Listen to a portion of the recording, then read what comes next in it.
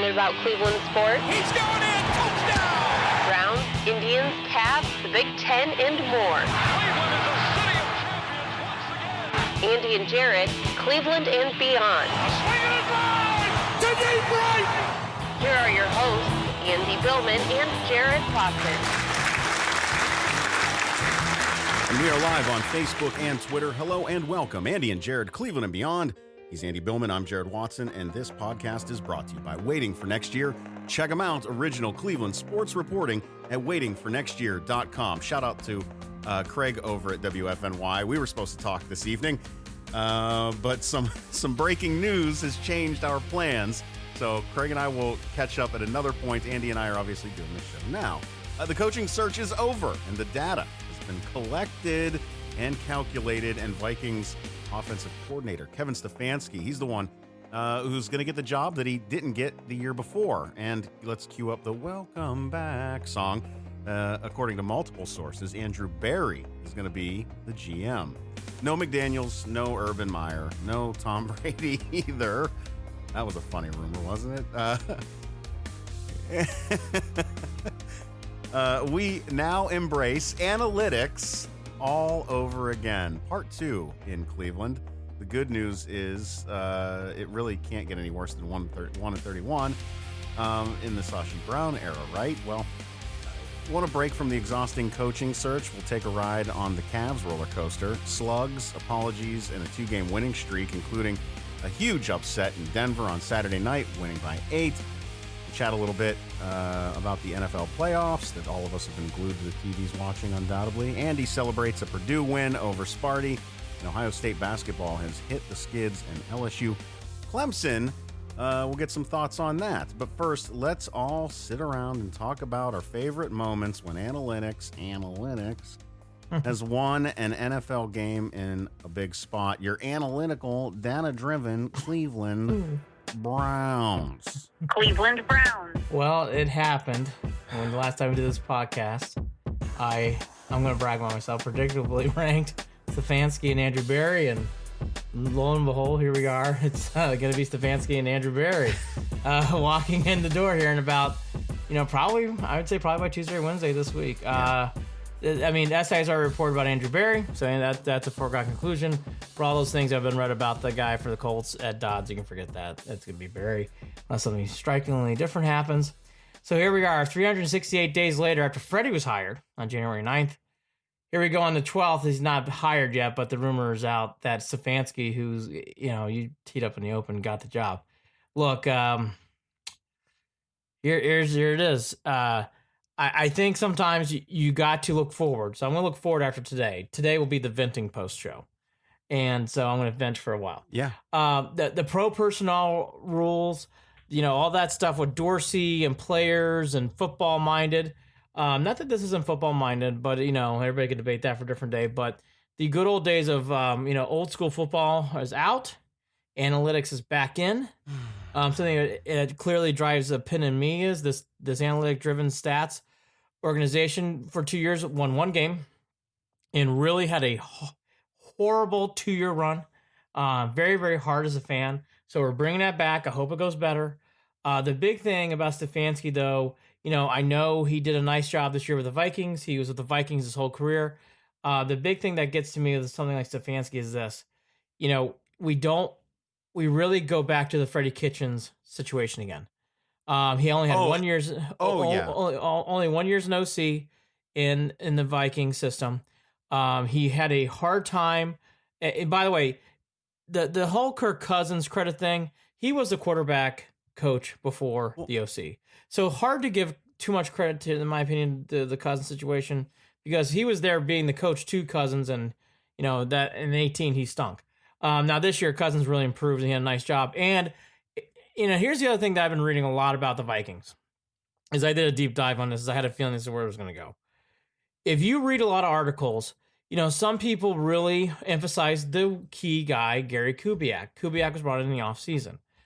The reports I'm reading and stuff I've been saying says, well, really, Zimmer was the one who put the emphasis on getting Kubiak in there, and he was the one who really wanted to make sure he was in there from day one. Now reports I'm reading today sounds like that Stefanski was the one who might have said, hey, we need to bring Kubiak on. So, honestly, at the end of the day, we won't know. But from what I've been reading, Kubiak was the guy that was brought in by Zimmer from day one. This all goes back to my thing. I don't like this hire because it's a big risk. It is a huge. That's all. That's all this is. This is. I'm sorry. I can't. I'm coming into the show hot. I am so pissed off, and it is not. It is not about Stefanski in my mind. This is. I am. Whether he turns out to be good or bad is not something that I'm just so over Jimmy Haslem, because here's what I'm looking at from my view right now. They knew that this was what they were going to go with. They talk to players, they talk to people, they act like they have this committee, they act like they're doing this big, hard decision. They talk to other coaches everywhere, and you know damn well from day one that this was the plan. And this all goes back to the way that Jimmy Haslem operates. I don't trust the guy. I think he's kind of sneaky. I think that he holds his cards close because he thinks he's got some sort of special knowledge. We can't let anyone. Why wouldn't they have just come out and said, you know what, Stefanski's the guy? Why are they playing games? They're being cute again. They're acting cute. This is the way that this is going down, and the way that it's going to play out next season, with DePodesta having a ton of say and analytics being a big part of how this team is going to operate. Why are they even acting like there was any other way that they were going to go about this? Why? Okay, let me take that first, because I agree with you about that. The Browns do a lot of. This has been going on for a long time, not just in this recent era. The Browns do a nice job of creating buzz, and they create a buzz through this coaching search. It's not good buzz. Well, they create a buzz. I mean, it definitely illuminates itself all the way through Sunday. All they're doing is pissing fans off. Here's the one thing that I would go to what you're saying. You know, if Stefanski was the guy from day one, I don't understand bringing in 7 coaches. I understand bringing 3 or 4, but they really went down. That's probably why. They probably went overkill because they knew what they were doing. Well, I mean, I'm just. Well, look, I think if I'm completely wrong, even if it's the other way around, Andy. You're talking to 7 guys, and you went right back to the guy that you were arguing over last season. Well, how about this? They not only brought him back, and there were rumors of more guys that were going to be talked to. Oh, well, I know the Browns. That's what I mean. It's all a game. It's all a ruse. Well, again, they bring up a lot of buzz. Okay, let's take this one shingle at a time, right? So let's go first to the whole McDaniels thing at the end. I'd call it buzz, Andy. I apologize. The only time I'm going to interrupt for a little while. I'd say that it's buzz, and I would just act like it's PR if they didn't suck so bad for so long. No, I agree. You can't suck at everything else and be good at PR, because I think they suck at that too. The buzz is nothing but bullshit to me.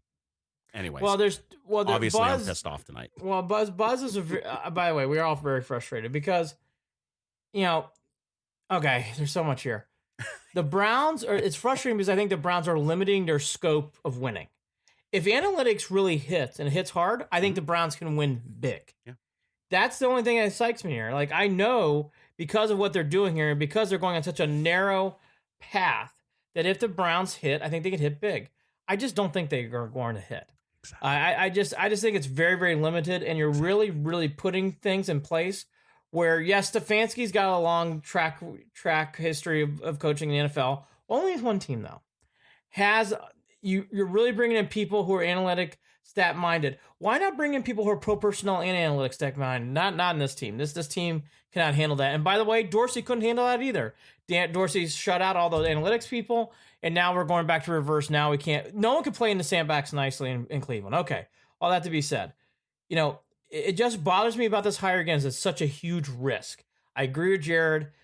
The Haslems are really putting themselves in a precarious position here because I don't think if this works out, I don't think this is like, it's another slow. This is kind of more of a recharge, I would call it, because you're not restarting, you're recharging. You're hoping to get the cannons to fire because you actually have your cannons ready. You have your bullets in place. You're just hoping the wick lights and everything kind of goes off on the field here. I do think, though, this does not work out. And here's the other thing that really bothers me about this one compared to what I've what I've seen in the past. I do think big roster changes are coming. I do think the Browns are going to make more changes here. Now, I'm just guessing, but I think they will. I think we're going to see trade downs again, which, right or wrong, they're going to do that. I think you're going to see wheeling and dealing. That's the one thing I learned about the analytics. And by the way, Dorsey wheeled and dealed too, so to be fair, it wasn't like it was just analytics, but I kind of saw through what Dorsey was doing. In the case of analytics, though, I think you're going to see many of those moves again, Jared, where we come away saying, they're doing a lot more, trying to create more positions, trying to do more with less, meaning they want more players to hopefully hit rather than just taking one big athlete. Like, again, in fairness, Dorsey put all of his eggs in one carton with OBJ, right? The analytics isn't going to do that. Analytics is going to try to draft 3 or 4 that they hope become OBJ that have analytics to drive to get him there. We'll have to see if this works. I think this is a huge risk. The other thing that really bothers me about this is we saw this in Cleveland 131. And it was alarmingly bad.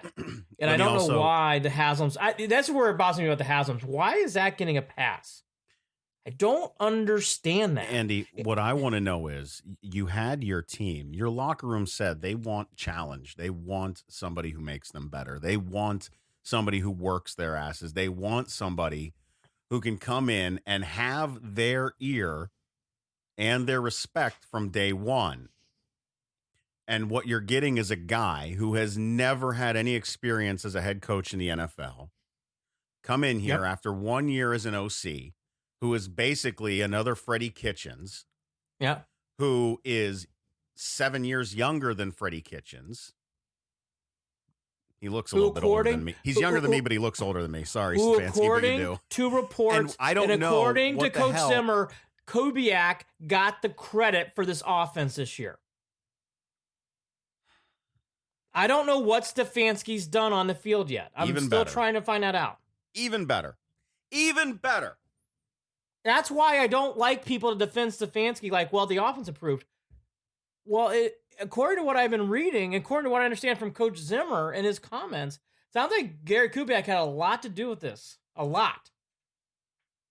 I mean, I'm not saying Stefanski didn't have anything to do with it, but again, Stefanski was the quarterback coach. DeFilippo was the OC in 18. And I kind of mixed those up in the last podcast, and kudos to Matt. I mixed them up a tiny bit, but here's where I didn't mix it up. Stefanski was on that staff, and Stefanski gets just as much of blame here as DeFilippo did. And again, here's why. He was the quarterback coach, and nothing improved from Cousins in 18. Now, he did a big improvement this year. But again, I can't use this term a lot. It is such a risk. This is a huge risk because this guy has I don't think he's got big time experience. They're trying to be cute. Trying to be cute and trying to fit things in perfectly again. And that's what analytics does. Analytics tries to find a perfect equation, try to find the perfect numbers, to find the perfect... It does. That's what data does. Yeah. Data and numbers tries to get results where it's like, we're going to hit the perfect scenario here. And I'll tell you something else that's going to be, they can say whatever they want. And I'm not saying it's wrong. And I love people that go to these schools, Harvard and Penn and Columbia. They're wonderful schools, and there's some wonderful people come out. I mean, he's an Ivy Leaguer. He's an Ivy Leaguer. He's a smart guy. We'll give you that. Penn guy, right? But again, you're going to bring in people into a place like, into a football. Where you're going to bring in a lot of guys. How do you run analytics on emotion, on teamwork, on... I agree, Jared. I agree. That's what again on the impact that a good leader can have on a team.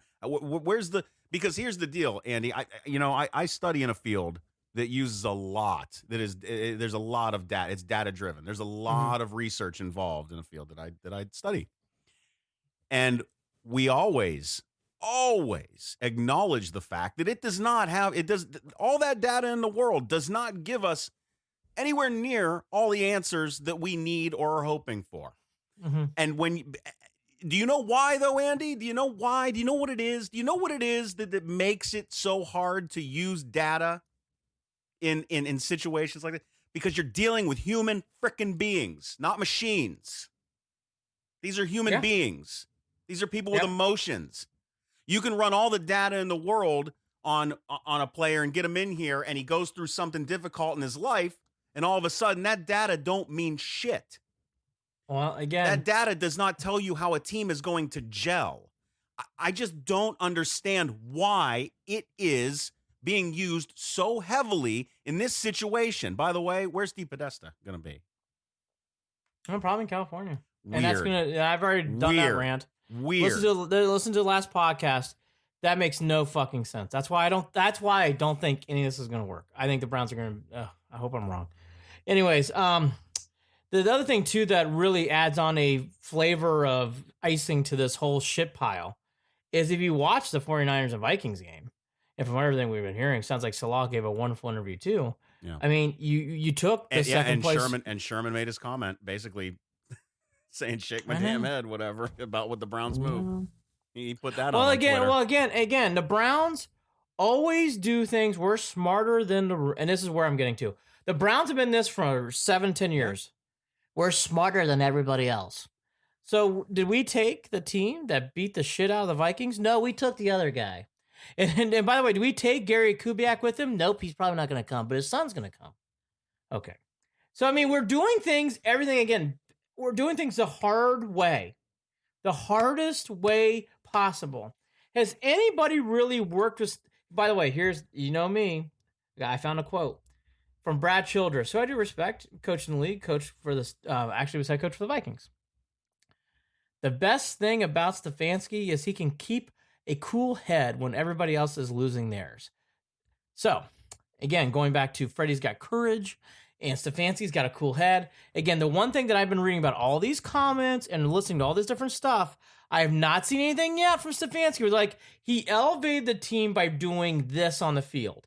He noticed this in player B. In player X, he did this. Stefanski, and I'll keep reading, and I'm not saying I'm trying to pile on the guy, but I'm not seeing those, like, with Salah and when some of the other guys coming in, I was seeing articles like that. Andy, like, yet you look at the Titans and you got a guy who wanted to cut his junk off to win a Super Bowl. Why can't we get a guy like that? Well, Mike Vrabel makes too much. Mike Vrabel makes too much sense. He's from Cleveland. He went to Ohio State. He played in our division. He was a Steeler. Gets us? He by the way, he went through Foxborough. Why hire guys from Foxborough? I mean, he might as well. No. Let me see your resume. We are smarter here's than my resume the room. all in this hand, and oh, by the way, here's a little bit more of my resume on this thumb over here. We're smarter than this room. Okay, I want to go back to McDaniels for a second. I'll give McDaniels this, because according to all the reports I've been hearing, it sounds like McDaniels really went in there and said, look, you guys are fucking stupid. We're going to clean out this whole, we're going to, see that guy? He's not, and by the way, give McDaniels this. He's got balls. Because the guy went in there and basically said, hey, look, see that guy right there, DePodesta? He's not going to be there anymore. We're going to clear out analytics. We're going to bring in our own department, and we're going to do this my way. Yeah. Now, that's why that meeting lasted so long. And D and Jimmy definitely heard his parts and went with DePodesta here. So here's my 2 cents about McDaniels real quick. I give him credit. He laid out what he wanted to do. He laid out how he was going to do it. He left town saying, look, I can't fucking help if the village is going to burn. Call me in 2 years. Don't be surprised if when this doesn't work, when McDaniels gets a call again in 2 or 3 years to become the head coach. I'm just saying. Don't be surprised that happens. Now, so McDaniels is out. All these other people coming in and out, whatever else. Again, hit on your Haslem thing. Here's where Haslem on the field hits it hard. He is going all in twice now in analytics. Twice. This is huge. He is pouring. He's going to be, according to the Dustin Fox report here, let me get this. Make sure I read this correctly. This is according to Fox. Wow, where is that comment? I want to make sure I get this right. Here we go. Oh, here we go. Okay. Stefanski presented a detailed vision, which we all knew he would do. All those guys do that. He made it clear that he was willing to yield to certain DePodesta standards. We all knew that was going to be the case with him. Analytics person with a headset on access to the coaching staff. It's hard to tell if Dorsey had someone like that on the sideline. So I don't want to say he did or didn't. We don't know. Certain teams do, certain teams don't. All these different teams have different things here and there. Because, again, Stefanski is so raw, and because he has a lot of experience, you're going to have some gives. That's one of the gives you're going to give back. Okay, fine.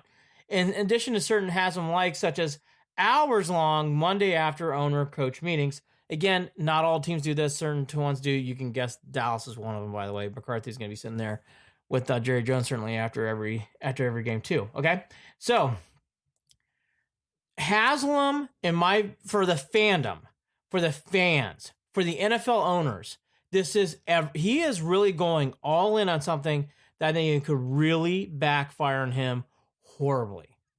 And Jimmy and D too.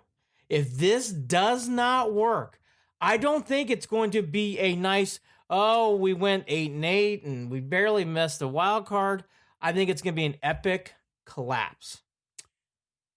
Andy, you know what I'm looking for. You know what I'm very careful. Let's go back to the simple stuff. You know what I'm most looking forward to next season? Growing pains. Don't you like that? Oh, we gotta give a little rope here. We're gonna have some growing pains this season. New coach, new head coach, young guy, 37. Oh yeah, the offensive coordinator, bringing him in, doing the analytics thing. Gonna have some growing pains. You ready for that, Andy? You ready for the growing pains? You ready? Ready for that? You ready for that? You got Odell. You got Landry taking all his photos down from IG. Nobody knows what the hell's going on with that. I don't think players all those guys are going to be there. Yeah. By the way, see, I don't see. So and if Landry's gone, and are you keeping what's going on with Odell? I do think. Okay, let's hit this now. The analytics coming in the way they're coming in. If you don't think there's going to be not overhaul, I don't think an overhaul. But there's a huge roster change coming. Like, there's going to be some players that are going to be switched. There's going to be some big time players that are switched. OBJ needs to be careful if he wants to stay in Cleveland. I don't know if that's shaky or not. I definitely think, too, the offensive line, which has been so checkerboard and so deck shuffled, you have to really wonder now what analytics is going to believe in that stuff. There's a lot of Dorsey guys here. Elliot Wolf, I can't imagine he's gonna be here much longer, so he's gone. That poor guy, he's probably sitting in his cubicle hung out. Thought he was gonna get the GM slot. And Alonzo Highsmith didn't get the Michigan gig. Holy shit! Oh my gosh, you gotta wonder if I doubt any of those people are gonna stay. So all those guys are gone. Maybe they're not, but I don't think so. Now, to the one guy who's now entering back into is Andrew Berry. Now, it's been hard to decipher in the Sashi Brown era, really where Andrew Berry's impact was. So the only thing I'm going to say about Berry is this. I don't know if he goes, I know we should select Cody Kessler, or I know we should really select, Zane Gonzalez, or, whatever these things are, right? I don't know. But, I know. You know what? We don't need wide receivers. Yeah, we don't need wide receivers. Impact players like that. They only make impact 1 or 2 plays a game. Right. So that was Ray Farmer. Thank God. Let's bring back Farmer. Yeah, Farmer's gone. So thank God. But going back to this again, it goes back to Andrew Berry. Though has a stench of this 1-31 era, whether he likes it or not. So the Browns fail again. After you went 1-31, holy fucking shit! You have no one blamed but yourselves. No one. What a huge risk. That's what it's so crazy about this. And by the way, I have read many comments. I have read many articles. I have yet to find someone say, smart hire, great hire. Here's why. I haven't seen those comments yet. And again, let's reiterate this. Kevin Stefanski, if you're listening, you're not, but if you are. No, he is. Hey, look. I'm cheering for you hard. None of this is, yes. Every day. We will. I'm behind you. None of this is about you. None of this is about you. I had to listen to folks getting, because Cleveland fans are bickering back and forth. I did tune into local radio for a little bit today.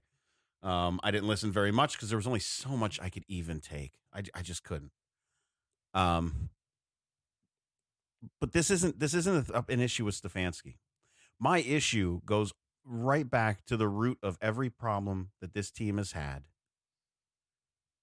since the day he took over, Jimmy Haslem.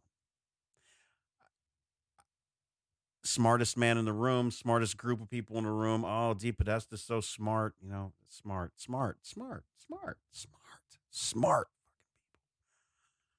Not smart enough to recognize their own flaws, clearly.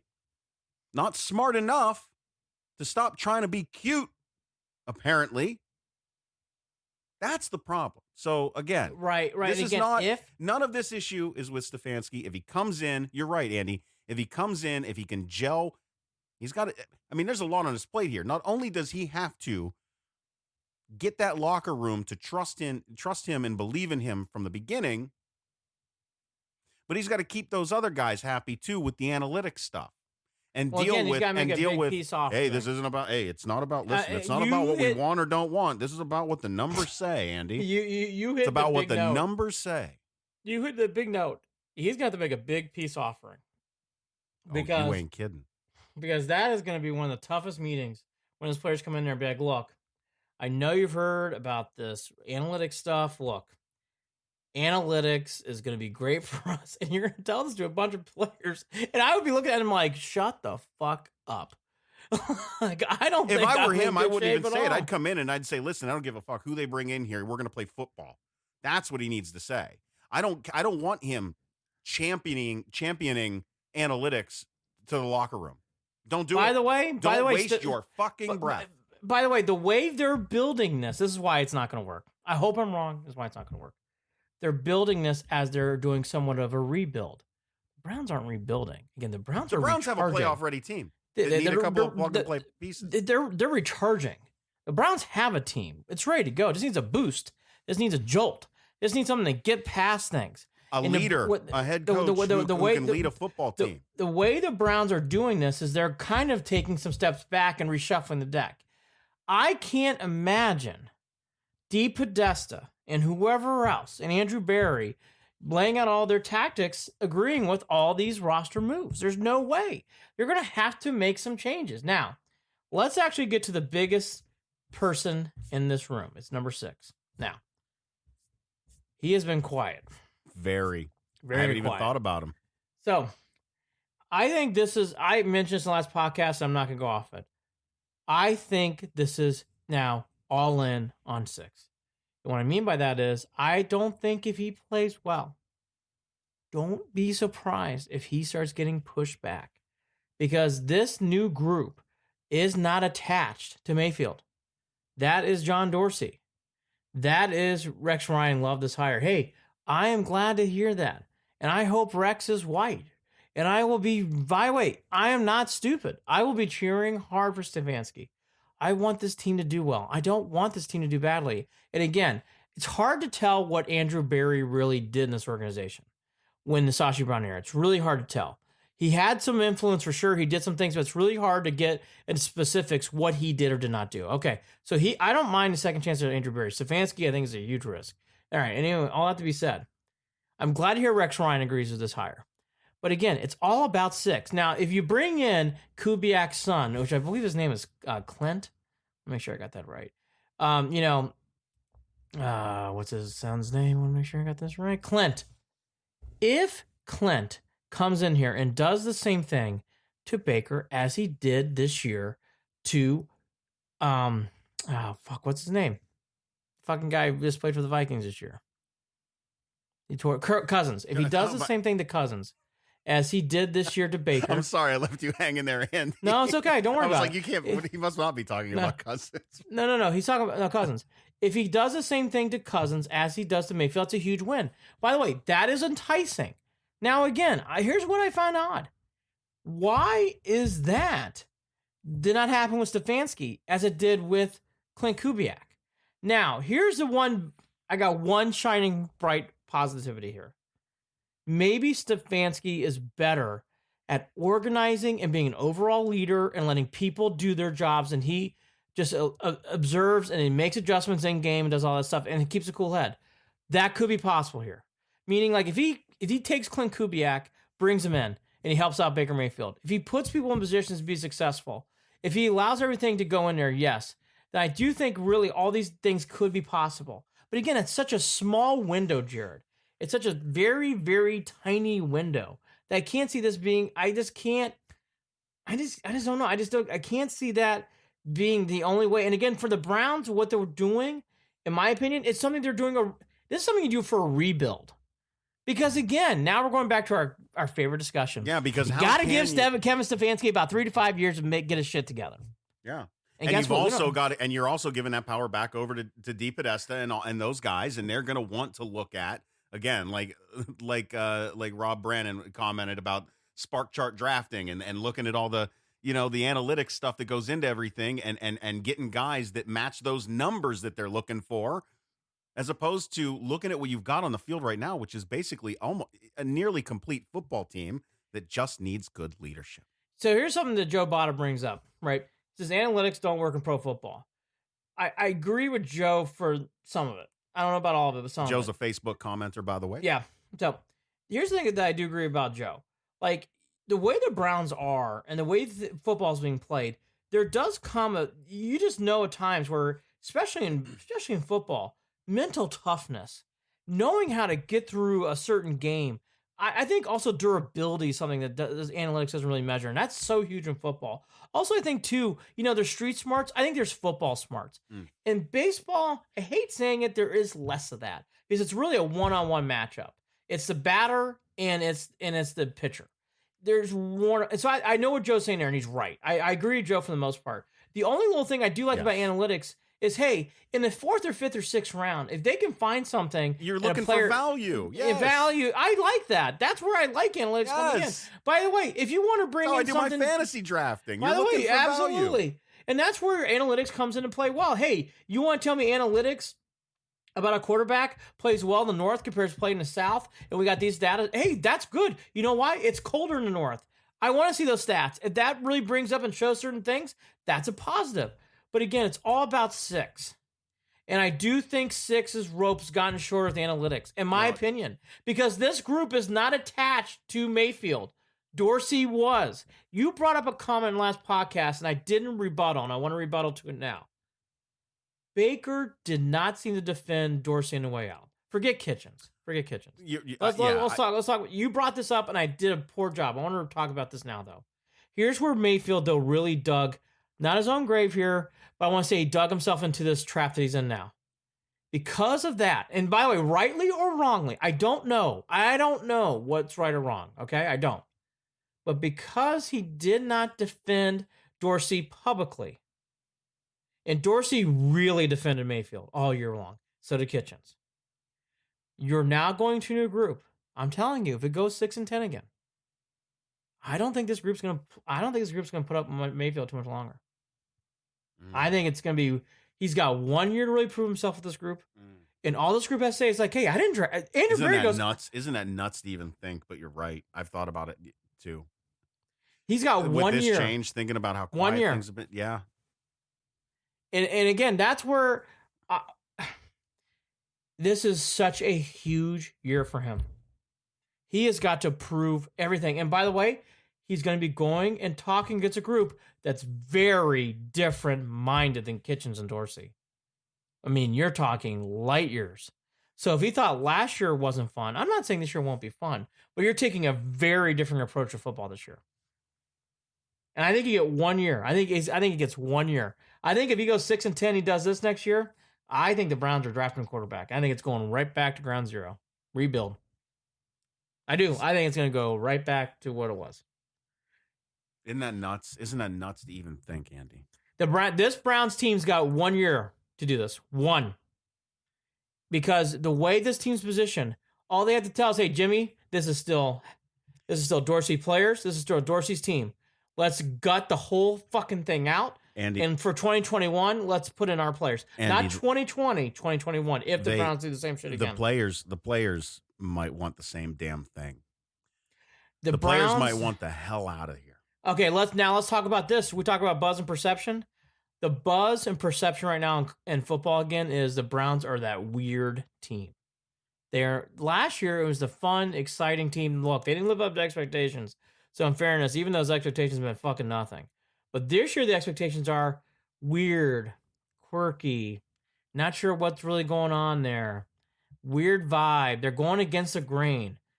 In our history as fans so far, when we've done these kind of things, it hasn't worked out well. In fact, it's usually gone face planting, teeth losing bad.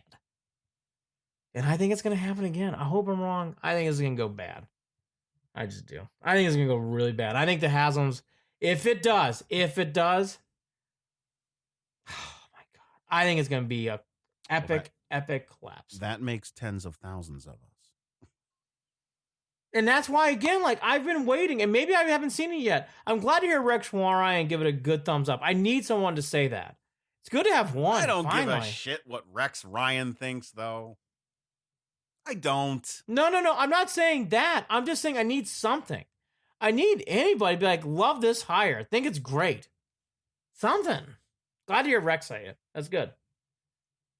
Need something. And again, the biggest problem it's not even the hire. It's the what the hire means. I know what the hire means. And again, it isn't like we haven't tried this. 131. And we're bringing in the GM back, who's assistant GM. We're going to do this again? Oh, by the way, Joe Burrow's going to Bengals. Well, Roethlisberger's coming back. If it makes you feel any better, Lamar Jackson played like I thought he could. Thank fucking God. Okay, 2 minutes. Thank God. Tennessee Titans. He threw the ball. I still he threw think so many of you, ducks. the Oilers. He looked like shit. That He's got great. Awful mechanics. He needed that game. You see and by how the way, he releases the ball out in front of his head, all weird. By the way, shit? I actually thought Lamar Jackson, for what was given, played about as best as he could. You're he right. Almost 500 so there were some total drop yards. passes. He had some terrible wide receivers. I'm ready to say this. Lamar Jackson has a lot of Steve Young in him. Now, he does not throw the ball as well as Steve Young, but he runs the ball. Even he's better than Michael Vick. Lamar Jackson actually runs the ball better than Michael Vick. He can't throw the ball like Steve Young at all. He can't. But he has Steve Young-like capabilities. If he just learns how to throw, again, they did it perfectly on the CBS broadcast. Inside the numbers, he's really good. Outside the numbers, it's a mystery. And that's the simple thing with Lamar Jackson, and they shut that down. Of course, yes, EJ. My God, yes. EJ asked, did they miss on McCarthy? Of course they did. They missed on McCarthy, but here's the deal. They didn't miss on him. They knew they weren't taking McCarthy. McCarthy was a guy who spent his entire offseason retooling how he would coach a team. You think he was going to walk in there and be okay with DePodesta and analytics? Give me and by the way, break. They missed on him, but they weren't even trying. By the way, I'll be fair. It doesn't mean McCarthy would have worked out. Again, it's less risk. What's the safer pick? What's something you're trying to do to be successful forward? Look, everybody, again, Stefanski aside, maybe Stefanski takes a... By the way, you want some shining hope? You just hope what the Packers are doing tonight with a new head coach who didn't have a lot of experience is doing really well tonight in a big game in a big spot. You hope Stefanski does that next year for the Browns. But those windows are very small. Well, Green Bay's got a quarterback with a lot of clout that holds that. I know, Jared. I don't know that Baker has that. And Jared, I'm not saying that. I'm just trying to give a sliver of hope. I don't want to listen. Let me be miserable right now. Let me be miserable. I don't blame you. By the way, I think this roster will turn over more. Yeah. Yes. McCarthy, exactly, Dan. Dan Monis comments McCarthy was interviewing the Browns. Yes. You're right. By the way, Dallas does play the Browns next year in Dallas. So all that to be said, look, I'll go back to McDaniels real quickly. I like that McDaniels laid out the carpet of like, this is what I'm doing. Take or leave it. And by the way, talk again. You talk about some guts. And I don't want to bring him. Yeah, that guy's interviewing me. He's out. I don't want him. DePodesta, gone. So I didn't get him the job. Soleil, I'll tell you what. You want a sigh of relief? Thank God. It's not. Yes, we all agree. Keep the core. You thank fucking God that Brian Daboll's not here. I know he's a nice guy. I know he's a nice gentleman. If Brian Daboll was the coach, I would have burned my laptop. So it's not Daboll. Daboll's worse. That's the good news. I think Brian Daboll's a worse hire. I gotta sit back. My back's hurting. This whole conversation is just making my body sore, Andy. I'm miserable about it, and I'm miserable about it because I've just seen it too many times, man. By the way, here's some big moves that are coming up right now. The OBJ trade rumors, those will heat up. Don't you worry. Those will heat up quickly. And they'll probably happen. It'll probably happen. By the way, did they keep David Njoku? He's an analytics guy. You watch. That's going to be interesting. Higgins. I don't think Higgins leaving town now is a guarantee. He's an analytics-driven guy. Let's see if that happens. The opposite. Does Kareem Hunt come back? He's a restricted free agent. We'll see. I don't know. What do the analytics say, Andy? This is what I'm saying. I'm done. I'm done. What are we? The 40 minutes in, the 40-minute mark, I've hit my limit. I'm done with them. Hey, Andy, although we will say this, we're going to do another show soon and should be having Hayden Grove of Cleveland.com, Cleveland Plain Dealer, on to kind of help us unpack some of this. Yeah, after the GM is hired, after things are official. After announcements. Yeah, once we get numbers and all that good stuff. And Hayden will come on with us and do a good rundown of the background, the backstory of how this all happened, and we'll get some more information. I want to hear him just say one more time. Haslam's are going all in on this. And they better fucking get a full boat or better. Because if they only got a pair of threes in this big hand here, I think that is such a huge risk. To know what happened here. Yeah. Just a short time ago. Again, 131's coming back. They're bringing people back who led that charge. The best part of all of this that I can walk away with, the best part, the one thing that sits okay with me, is bringing back Prefer. Fine. Here's the thing. And by the way, I like that. Fine. Fine. That's all I've got. Fine. That's all I've got. Here's one thing I want to hear about. Special teams is the only thing I'm going to be okay with. Kubiak coming to Cleveland to bring some of Gary Kubiak, his dad's, values and what he does on the field with strategic placement and blocking schemes, and also getting 6 right. Yes. That is okay, I'm ready to move on to one other thing. The biggest job for Stefanski, 6. How are you fixing 6? 6 was broken. Big job. Shore up that offensive line to start. 6 is everything. Yep. Okay, let me ask another road. What happens if 6 doesn't get fixed by the end of the year? Will Haslem allow Mayfield to walk? I honest to God, Andy, I couldn't even fucking guess. I think he would be gone. I really do. Oh, by the way, Jimmy Haslem changes personnel and players, and I mean, just this whole team is changed more than we change our underwear. Okay, one other positive. This whole team now is aligned. Even Hugh Jackson was not a part of the analytics covenant. Correct. Stefanski is. There is no more this side of the building, this side. There's no more. That's why I wasn't surprised to hear. Remember Spaceballs? We're all assholes. I'm surrounded by assholes. We're all assholes. I know. They're all assholes. We're all assholes. I was going to say that line too. We're surrounded by assholes. We're surrounded by assholes. We're surrounded by analytics. I'm telling you, there's going to be some. By the way, I write this down. This will be, doesn't mean it's going to be a good draft. Doesn't mean it's going to be whatever. It will be, again, another Browns entertaining draft. Trading down, trading up, switching, flopping. I mean, they're going to be shuffling decks and throwing all sorts of things. Because they're going to be cute. Oh, they love the draft. Love the draft. Last thing that I brought up in the last podcast, I want to bring up again. DePodesta needs to be in Cleveland. I don't know yet about that. I will reserve more of that until the next podcast because I want someone to ask him that. I want someone to ask him at that press conference, hey, are you going to be in Cleveland now, or are you just going to go back to Cali? The Bleeps, the Sweep. It's a great film, by the way. The what? The what? And the one? Our radar search appears to be jammed. They've jammed it. Motor Mouth Jones. Police Academy. God, that film was great. Man. They comb the desert with combs. Yes. So look, Pizza Hut died because he ate himself. That happens. Boy, Pizza Hut location's closing down, by the way. They're now only going to have drive-through only. Boy, did you ever have the Pizza Hut buffet? They're wonderful. Eat any of that shit. Oh my God, I don't like Pizza Hut. Copying CC's? I do. No. back in my heavier days, which I'm not much lighter, but back in my real heavier days where sweatpants were cool, there's nothing better than a $5 Pizza Hut buffet on a lunch Tuesday. Open up those drawers. When you're a thirsty guy in college and you need some food, let's go down Andy, to Pizza Hut. That's not a part of my life. You know who I live with. No, you know by the who way, I'm married to. I didn't say now. I said in college.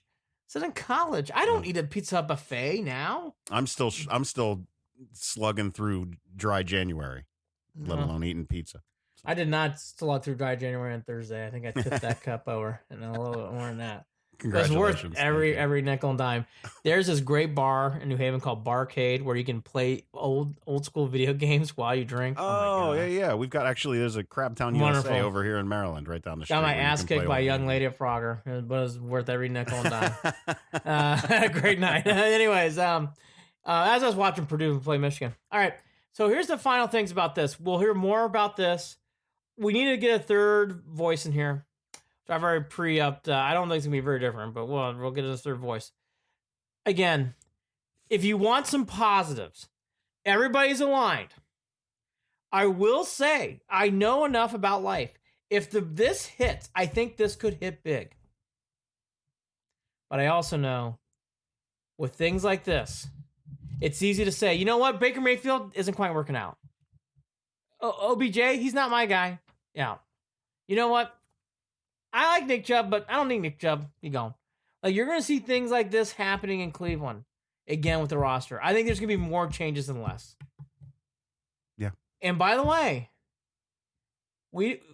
Baker Mayfield's everything. If you want a close second, Myles Garrett's contract's coming up too. You're interesting to see what this group does about Myles Garrett. All right. I'm done, Andy. I'm done for now. I'm done. Joe Schober coming back? Probably not. Stop. Just please stop. Please stop. What was your favorite analytics loss in 131? Mine was the Lions game where we couldn't fucking do more than one play. Remember that? Where Kaiser ran the ball once and the whole clock ran out? That's my son's and I's favorite loss. Okay. Quickly. Why do we do it? Why do any of us do it? Why? Why do any of us do it? What are we doing? What are we doing? This will not work out. Everything's going to fucking blow up again. But after today, though, I will be on board. And by the way, prove me wrong. I want Stefanski and all these guys to prove me wrong. Yes. Prove me wrong. If I've ever wanted to eat my words.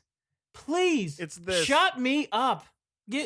Tell me how dumb I am. All right, so we'll see. But in 2 years, I'll have a coaching search for 2022. Let me just watch the Indians, please. Can we just get the Indians?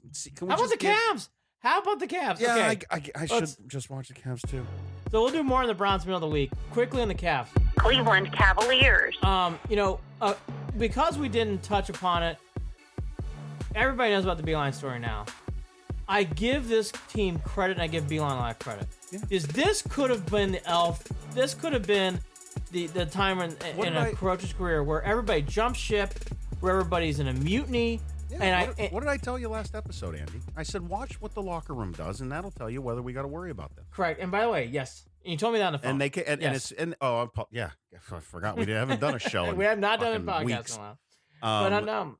And they did. But it was basically that. It was let's see what the locker room does, and there you go, popped out with two in a wins. row. 2 in a row. A comeback win in Detroit. Because the Titan game was such a blowout. I'm not gonna be one of those Debbie Do-gooders. I did not watch the entire Cav game, but I watched the third and fourth quarter because the Titan game was such a blowout. How fucking great was it that the Ravens lost again? God, was that great? Oh, was that great? And by the way, Humphrey and the team internal fighting, fantastic. Humphrey after the game, we choked.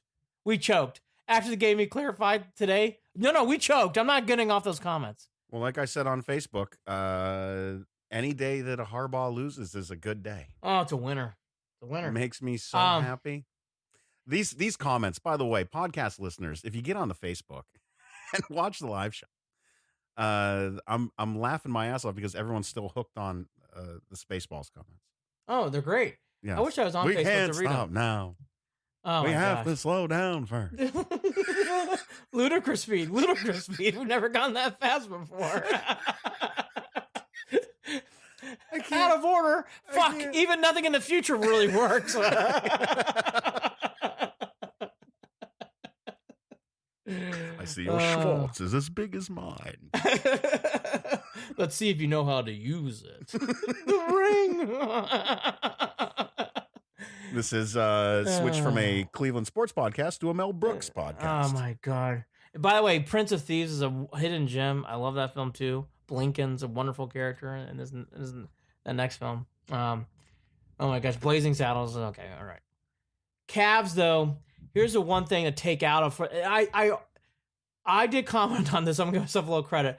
I thought the Cavs, even through this shit show of bad negativity, I saw Beeline doing things. I saw things in this team more than what other people thought. In these last two games, you really saw it. Darius Garland has become the leader. That is the one thing that's come out, especially in the Denver game. It was alluded to a lot through comments in The Athletic. Darius Garland made some big shots in the fourth quarter. That kid made some gutty moves. Sexton hit a big three in that game. Chetty Osman making big rebounds and big passes. Yeah. Tristan making big plays. They played like a team. Brandon Knight's playing really well. By the way, Zizic, I can't pronounce his name. He played really well in this past week and a half. Zizic, you're good. Huh? Yeah, you're good. Zizic, right? Yeah. I think Ante Zizic.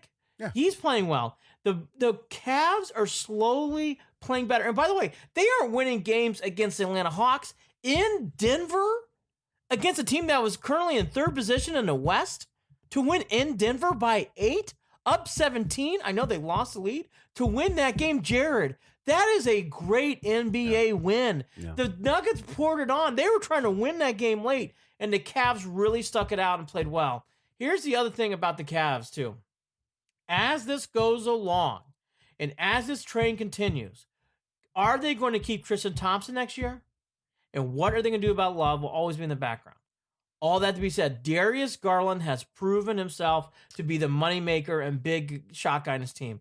And Sexton I'm slowly figuring out his role. One thing on Sexton is a negative. 1.5 is he can't pass and make assists. But okay, I've gotten over that. Keep developing the young guys. Yeah. Get a little bit more size. Figure out what you're going to do with Tristan and Kevin, and we'll go from there. Andy, you were right from the beginning. The direction of this team is better than it was when Kyrie was here. I'm tired. I get it. I still keep hearing people doing. I don't even know why you're bothering with this, but there's a lot of people that still bring up the Kyrie. Colin Sexton is Kyrie without the handles and stuff. I don't care. They're two different players. Listen, I don't give a shit. By the way, you know what? Let's get into Kyrie Irving. I'd rather listen to Colin Sexton talk than listen to Kyrie Irving make up some weird shit. That guy always, he just says strange shit all the time. Seriously. He has not played a lot again this year. How about that? How about this? He hasn't played again a lot this year. Yeah. The Nets are currently hanging on to 8th place. Why? Because he isn't around. He's not playing enough games. Must not be a real basketball town he's playing in. Brooklyn's got a weird vibe. We'll get into that in a different podcast. But again, good to see that. The one thing on Sexton, he other than passing, but I don't think he's ever going to become a passer. Sports town, I guess. You're right. Sports town. And New York is a good sports town. They just stink right now, which is fun. Except for the Yankees. Yankees will be really good. Sexton's defense, which was good at Alabama, is horrific at times in the NBA. He has got to, yes, Porter coming back too is going to be a big thing. And the other thing too, Brandon brings up, Porter coming back is out hurt. By the way, the Cavs haven't been healthy all year. Larry Nance has been in and out. I think he's still hurt right now. He didn't play a lot against Denver. Yeah, the Cavs have been dealing with injuries since day one. Yeah, but Kevin Love was hurt earlier too. Darius Garland had big shots against Minnesota late. I watched that game, and he's hitting big shots in Minnesota late. I will be watching the Laker game after the national championship game, so I want to see how they're doing against the Lakers. Yeah. They play a back-to-back Monday, Tuesday. But again, the Cavs, they had to, give this team credit. That could have been a mutiny. That could have fallen apart. Everything could have been going horribly wrong. They gathered themselves together. They gutted out a win against Detroit. They needed that win, came back late to win in overtime. And what they did in Denver to continue that on, Jared, in a 6-game, 10-day road trip, what a great way to start. Even if you only go 2-4, what you did those first 2 games stands out compared to anything else you do on this trip. The Cavs aren't going to the playoffs. The Cavs aren't going to big places this year, but you can see light at the tunnel. How amazing is it? I see more light at the end of the tunnel for the Cavs right now than I do the Browns. Oh, absolutely. And that says a lot. And we also say this do. too. Still not. I don't know how much anybody even thinks about it or asks about it, but still not a lot coming out from regarding Dan Gilbert. Nah. Still, I'm guessing he's just rehabbing or doing. That's I. There's no status on that. I don't want to speculate. He can't be doing. I mean, I don't know if he's not doing well. I don't know. When you have a stroke and doing with the family, my mom and dad, both sides of their family had. I had grandparents who went through major strokes. Yeah. A stroke is it changes a person dramatically. Yeah. Really can. So, with all that said, you've got Kobe Altman there, who has really been a big part of this too.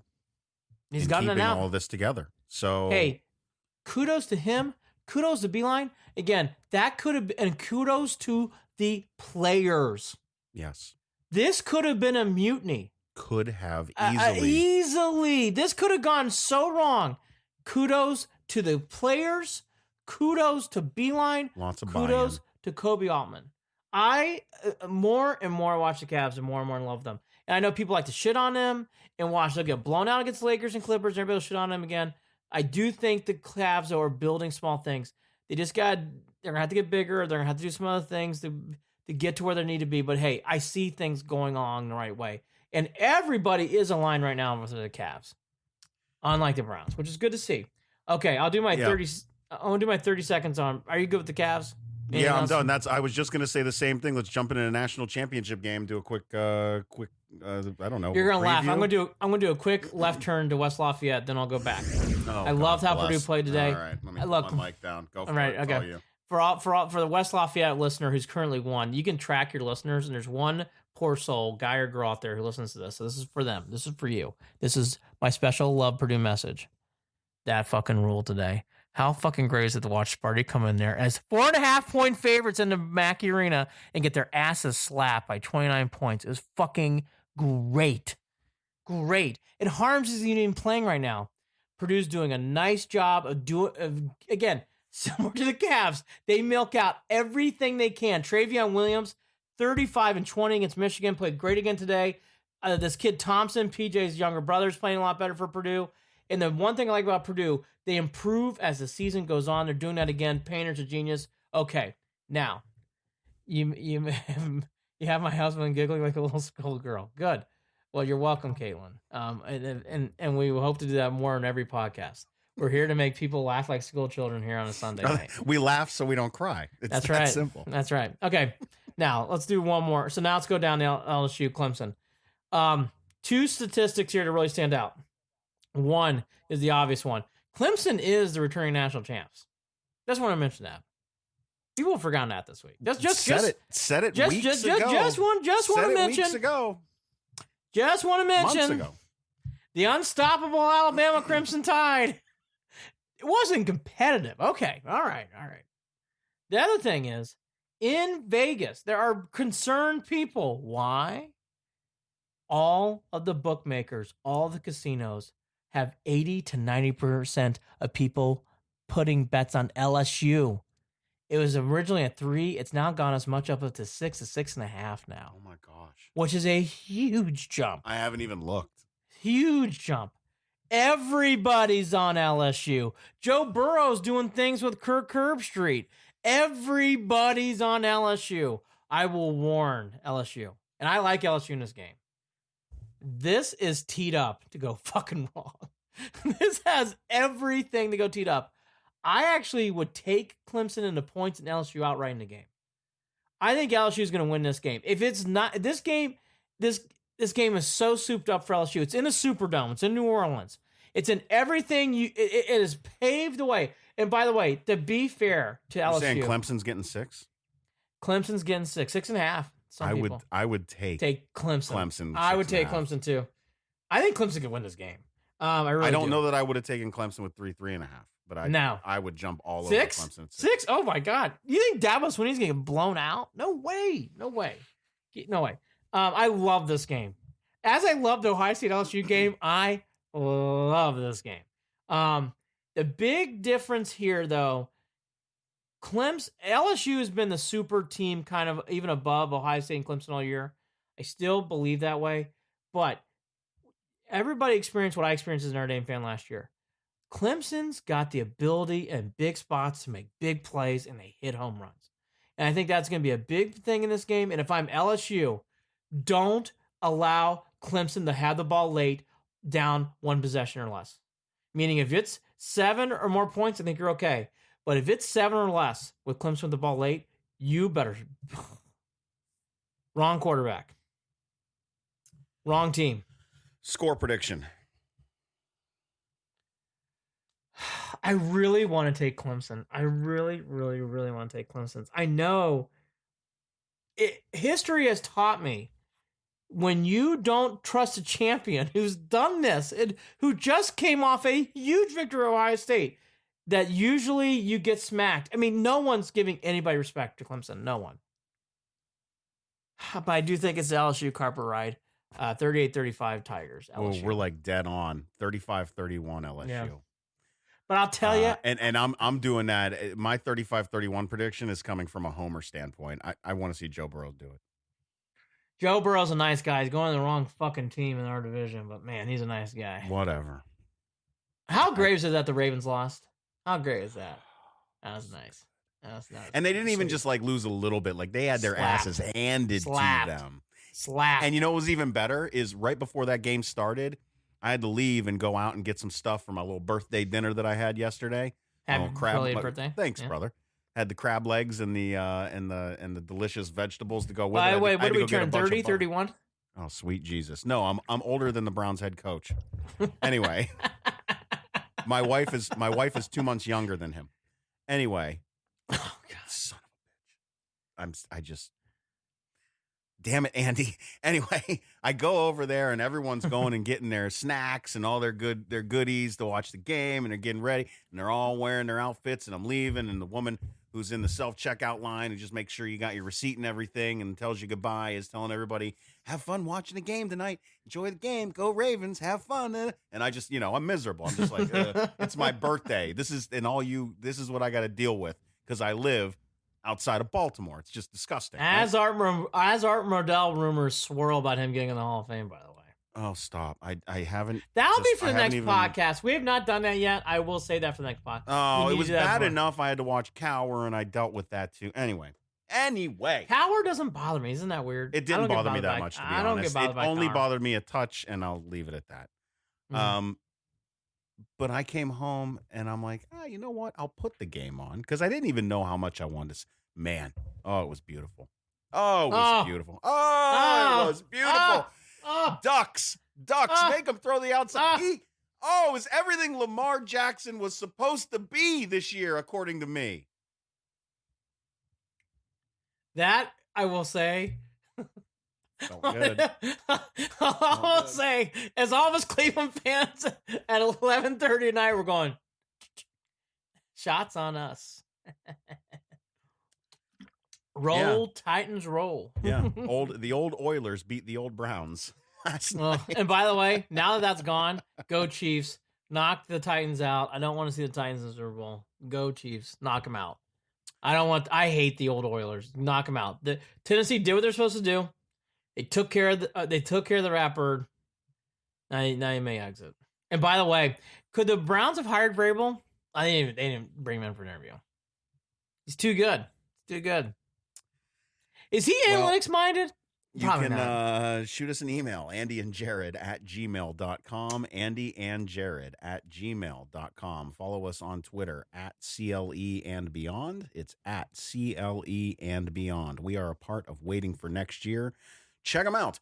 Original Cleveland sports reporting at waitingfornextyear.com. Andy, that's... It's been a wild ride for the Browns. It's been a weird show. It's been a little weird. Things are only going to get stranger. As the great Rick Moranis would say, I hate yogurt, even with strawberries. And I am the same way. I do not care for yogurt. Anyway, or Barf, one of the best film names ever of all time. But anyways, look, I will say, as I am this Browns fan, I've given my thoughts. I've given what I think is going to happen here. I really hope the Big Bang Theory is in case where everything lines up and the Browns fucking explode. And we get The irony is the Big Bang Theory. It's a bunch of nerds now talking analytics. So there we go. Well, look. Got Jimmy Haslem walking around with a southern accent talking about data. By the way, University of Toledo and, other degrees out there, the Harvard and then the Penns are moving into Berea. So we better better put away our, White Castle sliders. But anyways, for all that to be said, I really hope this works out. I do think my two big thoughts are, if this doesn't, I think it's an epic collapse. And I think the Haslems, I think it's going to be hard for them to recover. I think it's going to be really hard. And I think everything should be talked about 6 from here on out. Mayfield. How is Mayfield going to do? And I think the rope gets thinner. And don't be surprised if this shit show continues that he's out after next year. Don't be surprised. I hope I'm wrong. All that to be said, go Browns. I'll get my Stefanski. Love my Stefanski t-shirt. I'm sure they're being printed now. And let me ask, last thought. All this to be said. Oh, yeah. After this, some of us have got work to do. I gotta go to sleep. I got work to do tomorrow. That's my point. Some of us gotta. I'm also getting text messages while talking to you about off the air someday, which will be fun. Okay. But anyways, I think the bigger thing here is that all this to be said, all this that goes down. Are the Browns finally going to turn back the page? Are they really going to push through? Except for Rex Ryan, I've not seen those comments yet. So I really hope they do. And I really hope this works out. But Jared and I have our doubts. He's Andy Billman.